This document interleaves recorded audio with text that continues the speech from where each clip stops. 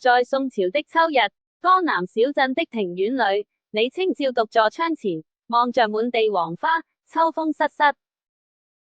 她曾是才名遠揚的女詞人，與夫君趙明誠琴瑟和鳴，如今卻因戰亂與夫君分離，孤身漂泊。清晨，霧氣籠罩庭院，李清照推開窗，聽見遠處雁鳴陣陣，似在訴說她的孤獨。她試着提筆寫詞，卻心緒難平，字字斷續。桌上清酒已涼，她小酌一口，卻難解心頭的愁緒。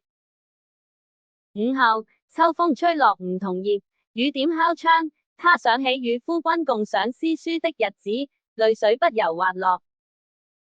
夜幕降臨，燈火昏黃，李清照獨對孤燈，喃喃自語：這愁，怎一個愁字了得？